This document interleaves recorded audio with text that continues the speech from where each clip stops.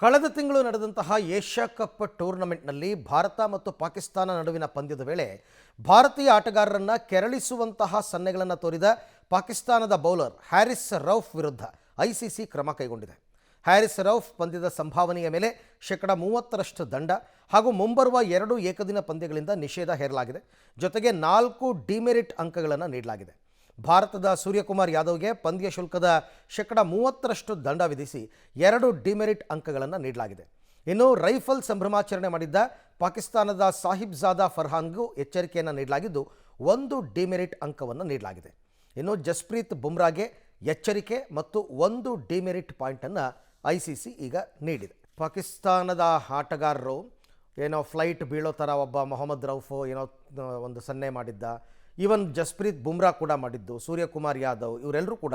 But ಇದು ಆಟಗಾರರ ಮನಸ್ಥಿತಿಯನ್ನು ಕೆರಳಿಸುವಂತಹ ಭಾವನೆ ಅನ್ನೋ ತೀರ್ಮಾನಕ್ಕೆ ಐಸಿಸಿ ಬಂದು ಎಲ್ರಿಗೂ ಕೂಡ ದಂಡವನ್ನು ವಿಧಿಸಿದೆ. ಕೆಲವರಿಗೆ ಮ್ಯಾಚಿಂದ 2 ಮ್ಯಾಚಿಂದ ನಿಷೇಧವನ್ನು ಹೇರಲಾಗಿದೆ.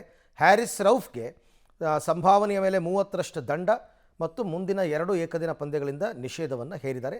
4 ಡಿಮೆರಿಟ್ ಅಂಕಗಳನ್ನು ಅವರಿಗೆ ನೀಡಲಾಗಿದೆ. ಸೂರ್ಯಕುಮಾರ್ ಯಾದವ್ಗೂ 30% ದಂಡ, 2 ಡಿಮೆರಿಟ್ ಅಂಕಗಳು. ಮತ್ತು ರೈಫಲ್ ಸಂಭ್ರಮಾಚರಣೆ ಮಾಡಿದ್ದ ಸಾಹಿಬ್ಜಾದಾ ಫರ್ಹಾನ್ಗೂ ಎಚ್ಚರಿಕೆಯನ್ನು ನೀಡಲಾಗಿದ್ದು 1 ಡಿಮೆರಿಟ್ ಅಂಕ. ಹಾಗೆಯೇ ಜಸ್ಪ್ರೀತ್ ಬುಮ್ರಾಗೂ ಕೂಡ ಎಚ್ಚರಿಕೆ ಮತ್ತು 1 ಡಿಮೆರಿಟ್ ಪಾಯಿಂಟನ್ನು ಕೊಟ್ಟಿದ್ದಾರೆ.